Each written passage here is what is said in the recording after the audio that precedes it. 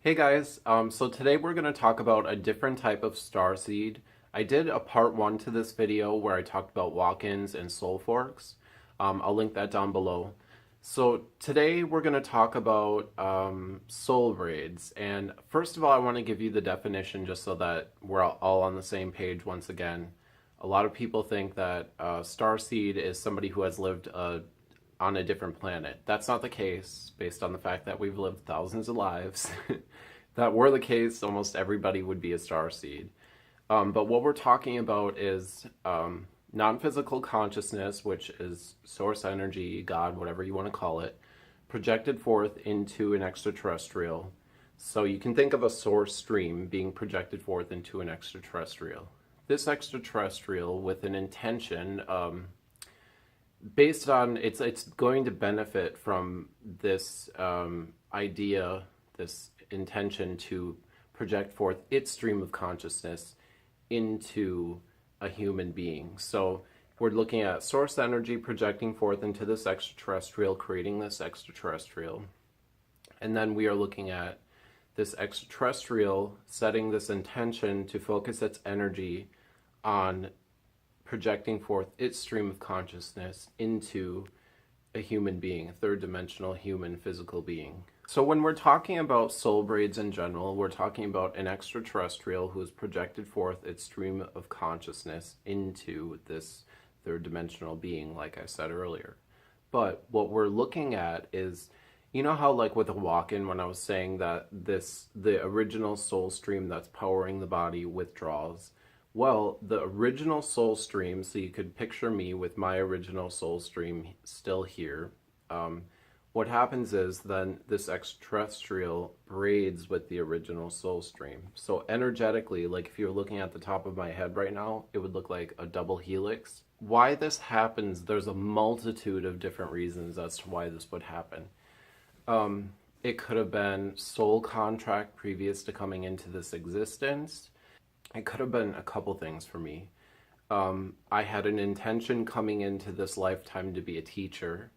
And when you want to be a teacher, you end up opting into a lot of contrast in your childhood. So that's like a difficult childhood, lots of traumas happening. And the reason why you would opt into that is because when you, hopefully, not everybody does, come back into alignment and find who you are and things that you like, because the trauma kind of strips that away from you. Once you come back into alignment, you can then teach to humans the trauma that you've experienced and how to actually live your life. Because most people who experience these traumas, what happens is they don't know who they are.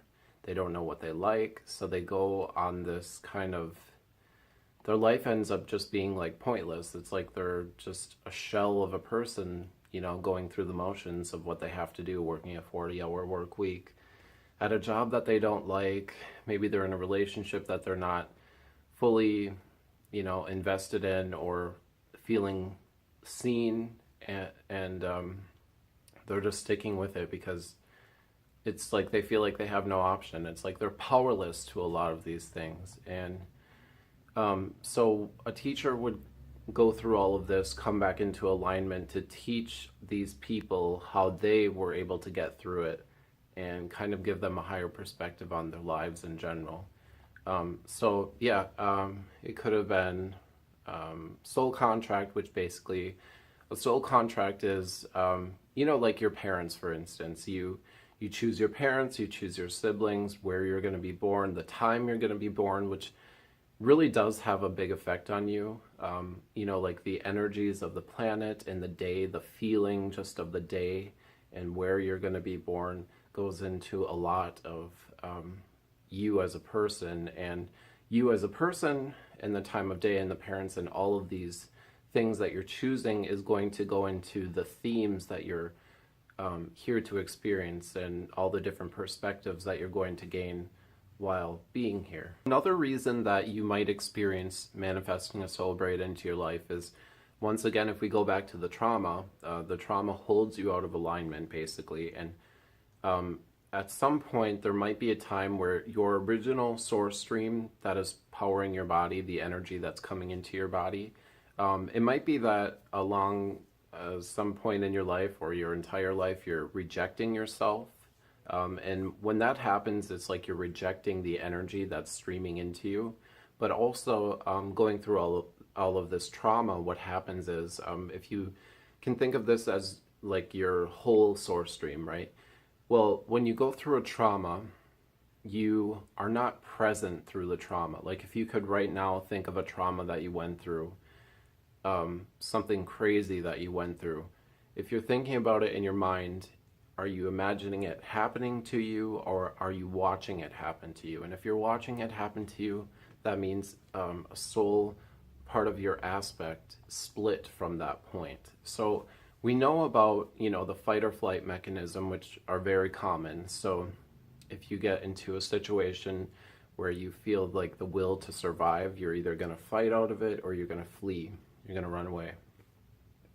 There's a third one, though, that most people don't know about.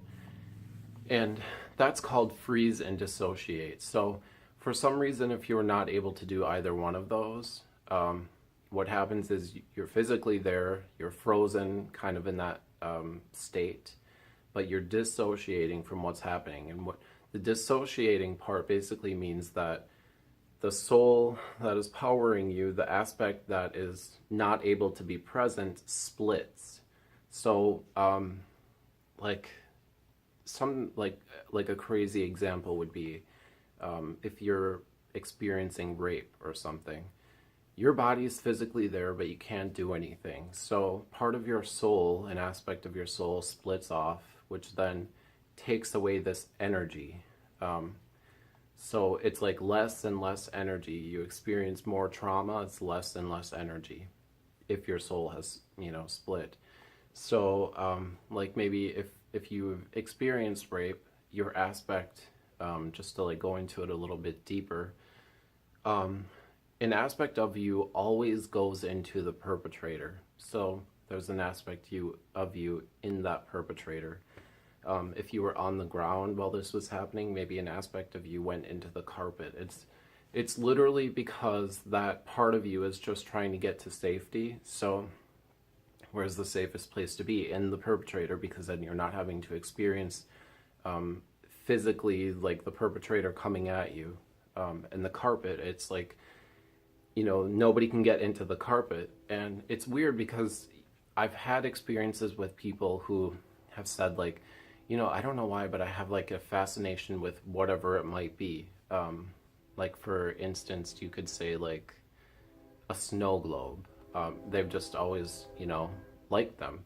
And what they did was go back and realize that in their memory, an aspect of them went into the snow globe for safety. So it's through these traumas that aspects of ourselves split off and kind of like stay in that time where we were experiencing that trauma. And there is an entire process for that. It's literally life-changing. It's going to change the world. I'll tell you what it is, but I'm not going to go into it deep because I'm talking about something else right now. I'll probably do a different video on this. Actually, I have a couple different videos too if you want to check them out earlier on. But it's called the completion process. And like I said, I have never experienced something. This isn't just like some healing bullshit. This is literally going to change your life. I recommend you checking it out. There's a website for it. I'm not listed on the website yet, but I'm a certified practitioner of that. So if there is a time where you feel like you want to go back or you feel like you're having a terrible time in your life right now, I'm actually really good utilizing that process to help you out. Okay, so another reason that there's a bird outside, it's like right by the window. Another reason that we might manifest a soul braid is wanting connection. So it could be that you're feeling really isolated, you don't really have a lot of people to connect to, you feel unsafe in your environment, so you isolate, or the past connections that you have had felt unsafe, or they kind of like you've had the feeling of abandonment from them. What will happen is like this wanting for connection and So actually what's really cool is energetically what will happen is, so this, you're like wanting this connection, right? So this extraterrestrial is basically has an intention of braiding with a human, right? So it's kind of like this intention and this intention meet up along the way.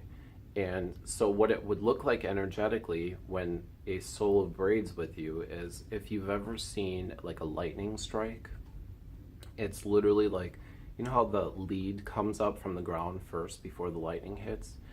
So it would be like me, the lead coming up, and this big like flash of light, lead coming up, and then this extraterrestrial soul braiding, and it's like this big kind of like lightning strike is what it looks like, which sounds so cool to me. And it's also really cool to me that through wanting connection that you can get it like from other fucking worlds, you know, not just here, which I feel like is really helpful for people because a lot of times they don't feel connected to humanity. They feel really different. They don't feel like they're seen or heard. So this makes perfect sense that something like this would come in and braid and help them out in that way. So people who experience soul braids are not only experiencing their original source stream perspective, they're also experiencing the perspective of these ETs that decided to come in and braid. So like to best kind of give you an example of what that would be for the extraterrestrial or myself experiencing this, it would literally be like if I had the understanding and was not limited by my third dimensional beliefs of this reality. Like for instance, you could literally sprout wings and fly if you felt like you had that capability. It's just that we don't really believe that that's a possibility. So to best describe what this could be is if I was sitting here focusing my intention on the ground right here with the grass, and I wanted to grow a tree, I would be focusing my intention and my energy on this, and if I believed that it was a possibility, and literally we could do that, it's just that we don't, you know, have the belief that that is a possibility. If you were focusing your attention and growing a tree outside, you would be experiencing the perspective of this tree. So the intention would literally draw in a seed that was wherever it was and start to grow. And so you would experience the perspective of yourself, but also this tree that's outside. So I'm experiencing my perspective, but also the soul braids that are braided with me. Also, there can be more than one, which is good to point out. Major teachers, for example, like in today's world, you could say like Oprah. I mean, there's so many I could list, but let's just go with Oprah. She has like a multitude of streams. Like you can have 10 plus streams, you know, there's no like real limit to it. And the reason why that she would have this many is because she is a teacher and she has gone through a certain amount of trauma in her childhood that has helped her to become this teacher. And so it is really like a benefit for these extraterrestrials to come in and to braid with her and then to experience her perspective. And that is because of all the expansion she's had, you know, with the trauma that she's had, the expansion to where she is now. Everything that she's gone through has been like some experience as to where it's like, you know, say you want something. She lined up with wanting whatever that was, and then once you get to that point, it's like, well, what else do I want? You know, I got $1 million. Now what can I do with it? Or what do I want now? And so it's like continuously expanding.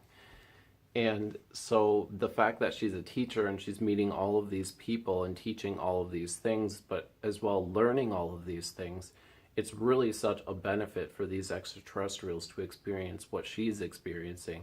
So not only is her soul experiencing expansion, but these extraterrestrials are as well. That's like hit the fucking jackpot on that one, you know? Okay, so now I guess I would like to talk a little bit about myself. So I have soul braids. I have 6 of them, which I get intuitively. That's the answer that I keep getting. But I found out actually that I was a soul braid through a couple different spiritual teachers. It was probably like 2 years ago that I first found out that I was. And it was a lady that was on Facebook, and I messaged into her because she was answering a bunch of questions, and you could like send in your picture. She would tell you your aura. Mine's indigo, which is like makes perfect sense as to why I'm doing these videos and talking about what I'm talking about. But she also said that I was a soul braid, and she said she was surprised that I didn't know that I was, because she can tell to an extent that some of them show up much more strongly in photos, and their presence is much more strong when looking at them, because she can see energy. So I took that information, and she told me what they were, but for some reason a part of me didn't really think that that's what they were. I don't know why, but she told me that they were Syrian and Tausetian, I think is how you pronounce it.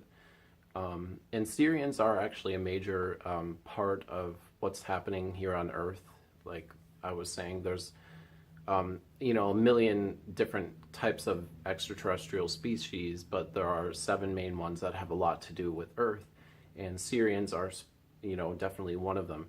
Tausetians are not necessarily; they're more in the background, but they are here in terms of learning and experiencing.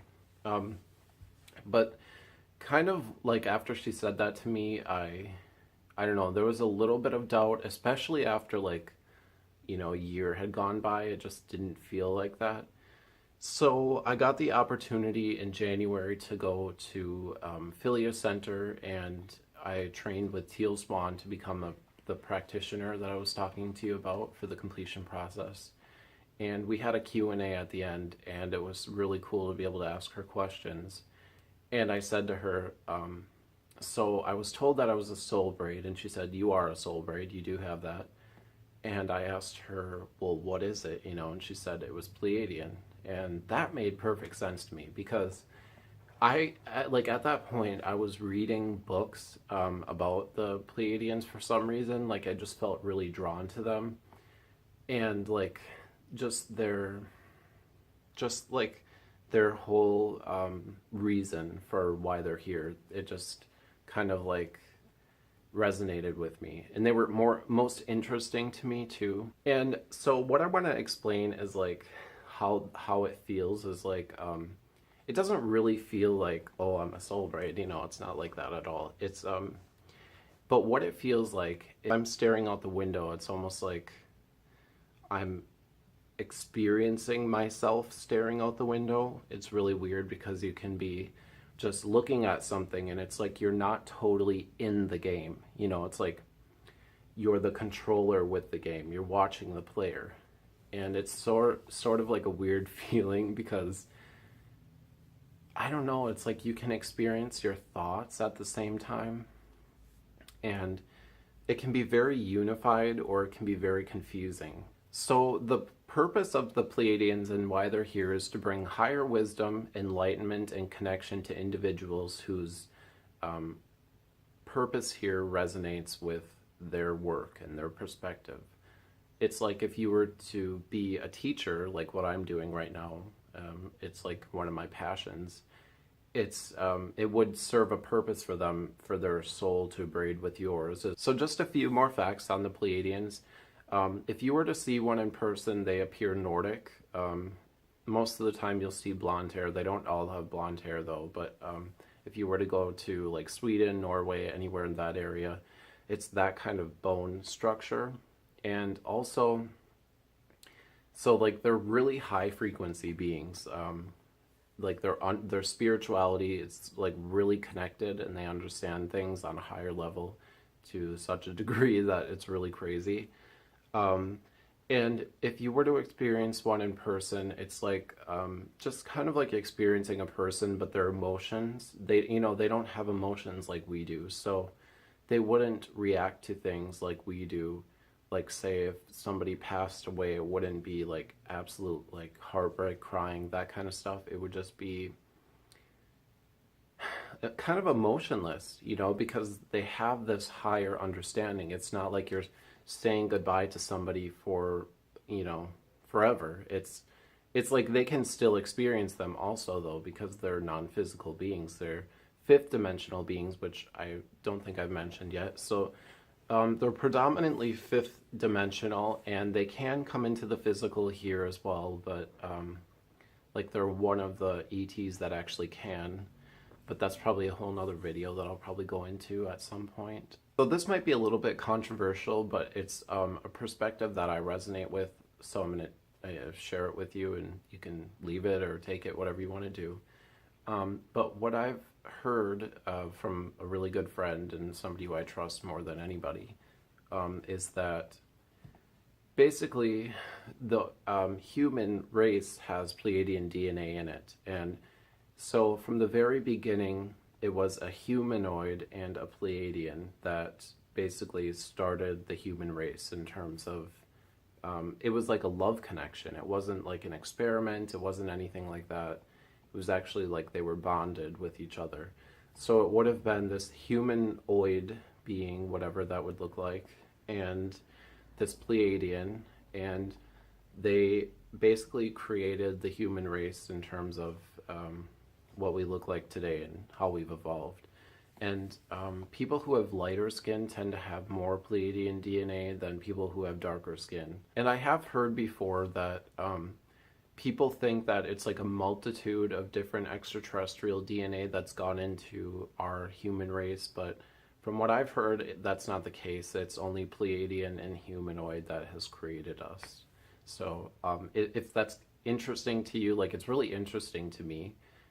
So it would be something like if I had time to, you know, just do nothing, I would be researching that just to gain as many perspectives as I could and make my own decision from that. Oh, also I wanted to show you my necklace, Pleiadian Integration Lightwork model. Yeah, so this was done by Teal Swan. So this is what it actually looks like.